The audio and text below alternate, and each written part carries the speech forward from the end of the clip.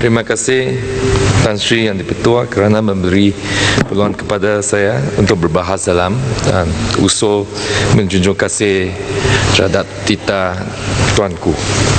Ada beberapa isu yang saya ingin bangkitkan dalam perbahasan saya, dan salah satu daripadanya adalah mengenai isu otonomi Sarawak yang amat dekat pada hati setiap orang Sarawak dan pun sering disebut-sebutkan oleh Barisan Nasional Negeri Sarawak dan Barisan Nasional dan Perdana Menteri juga. Tapi apa saya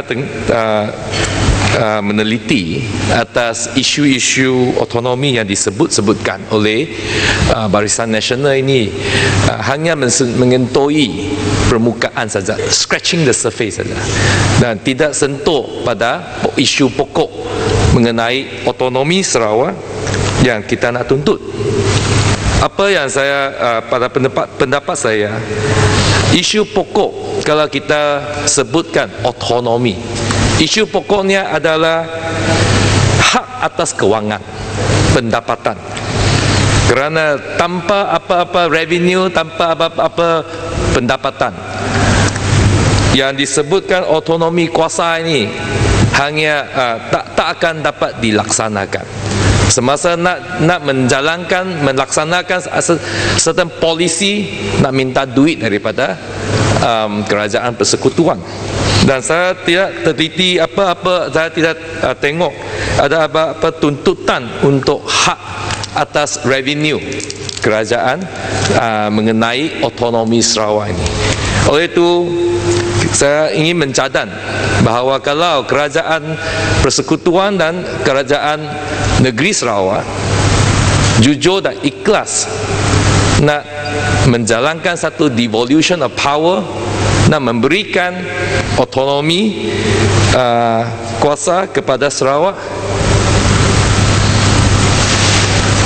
cadangan saya adalah bahawa kerajaan segala cukai yang dipungut di Sarawak, 50% ni dipulangkan kepada negeri Sarawak, kerajaan negeri Sarawak, dan 20% oil and gas royalty dipulangkan kepada kerajaan negeri Sarawak. Hanya dengan ada dana begitu besar, barulah kita boleh melaksanakan apa-apa projek dan agenda negeri kerajaan negeri. Dan ini bukan hanya satu cash handout or money for nothing. Dalam cadangan kita di AP sini, kita pun mencadangkan supaya devolution of power dalam bidang pendidikan dan dalam bidang healthcare dipulangkan kepada negeri Sarawak, kerajaan negeri Sarawak, supaya kita boleh menjalankan agenda-agenda polisi-polisi pendidikan dan perubatan yang berbeza dengan kerajaan persekutuan. Saya percaya dalam bidang apa-apa pun, kalau ada persaingan, barulah kita boleh memaju. Tanpa persaingan, kita tak dapat memaju. Biarlah kita mewujudkan satu sistem pendidikan yang berbeza.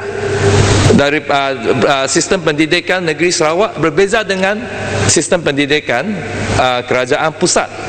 Di Sarawak kita ada mencadangkan supaya kita memulihkan sekolah English, di mana bahasa English menjadi bahasa perantaraan pelajaran. Dan kita boleh kalau itu otonomi yang kita nak tuntut, nak devolution of power yang dikasih kepada negeri Sarawak, inilah bidang kedua-duanya yang kita bercadang supaya kerajaan persekutuan menurunkan kuasa itu. Dan saya juga percaya bahawa kebanyakan orang Sarawak nak juga bersetuju atas cadangan kita DAP, di mana 50% cukai yang dipungut dari Sarawak dipulangkan kepada negeri Sarawak, dan 20% oil and gas royalty yang dipulangkan kepada negeri Sarawak. Dan juga selepas itu kita akan membiayai segala perbelanjaan bidang perubatan dan bidang pendidikan. Kita bayar guru-guru kita sendiri, kita bayar doktor-doktor, jururawat dengan dana daripada negeri Sarawak. Dan ini saya haraplah menteri-menteri dari Sarawak yang menduduk dalam kabinet pentadbiran pusat federal, harap mereka menyampaikan dan see to it that cadangan ini boleh direalisasikan. Minta penjelasan. Okey. Terima kasih Tan Sri Speaker. Terima kasih Raja Kuching. Benda Kuching, dengan pembahasan Benda Kuching, saya rasa bahawa rakyat Sarawak macam rakyat Sabah juga tidak puas hati dengan apa saja kita dapat dalam Persekutuan Malaysia ini. Adakah orang Sarawak satisfied dengan izin dalam Persekutuan Malaysia? Memang ramai orang Sarawak tidak satisfied, tapi nampaknya Barisan Nasional itu amat satisfied dengan apa yang dilakukan oleh Kerajaan Barisan Nasional, sehingga kan mereka masih sokong pentadbiran Najib. Inilah amatlah mengedihkan untuk orang Sarawak dan juga orang Sabah. Isu yang kedua yang saya ingin sebutkan adalah mengenai satu permintaan, surat permintaan daripada Jabatan Pendidikan Negeri Sarawak supaya surat permintaan daripada Jabatan Pendidikan Negeri Sarawak kepada Kementerian Pendidikan supaya membekalkan guru pendidikan Islam dari negeri lain di sekolah rendah dan sekolah menengah di Sarawak. Permintaan ini adalah untuk 433 guru pendidikan Islam. Saya berasa permintaan ini amat tidak memadai, kerana ada perbezaan pemikiran guru-guru pendidikan Islam dari Semenanjung dengan mereka yang dari Sarawak. Kita ada perbezaan pemikiran, budaya, falsafah dan pemahaman tentang Islam. Yang dari sini, dari guru-guru dari Semenanjung ini tidaklah sesuai untuk mendidikkan murid-murid di Sarawak. Misalnya di sini, di Sarawak, kedai kopi makan, orang Islam, orang bukan Islam boleh makan sama-sama. Orang Islam makan makanan yang halal, orang bukan Islam makan makanan yang bukan halal. Di satu meja kita ada interaksi yang begitu baik di Sarawak. Tapi di Semenanjung sini kita tak nampak keadaan ini.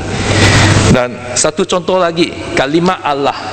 Kalimah Allah boleh digunakan oleh penganut Kristian di Sarawak, tapi di sini di Semenanjung tak dibenarkan. Dan isu berusaha cat diperbuat daripada bulu babi di sini adalah satu isu yang begitu sensitif, tapi di Sarawak langsung ini bukan satu isu. Dan saya telah terima satu jawapan daripada menteri atas isu ini. Untuk makluman sidang Dewan Yang Mulia, hukum penggunaan berus dibuat dari bulu babi ini merupakan khilaf mazhab dalam agama Islam. Ada mazhab yang mengharamkan dan ada yang mengharuskan penggunaannya.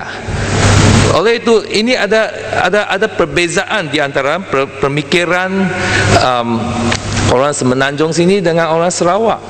Dan isu salib Isu salib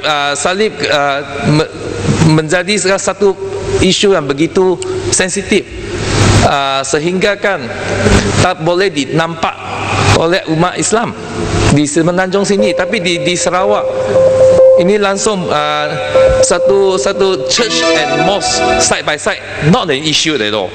Oleh itu saya rasa amalah tidak sesuai untuk kerajaan menghantar pendidik itu guru-guru pendidikan Islam daripada Semenanjung sini kepada Sarawak. Janganlah mencermakan pemikiran anak muda generasi baru Sarawak. Janganlah mengimportkan falsafah dan pemikiran yang sempit atas agama ini daripada Semenanjung Semenanjung sini kepada Sarawak. Biarlah kita mengekalkan apa yang baik di Sarawak sepanjang masa ini, iaitu keharmonian di antara kaum. Sekian, terima kasih. Libaran.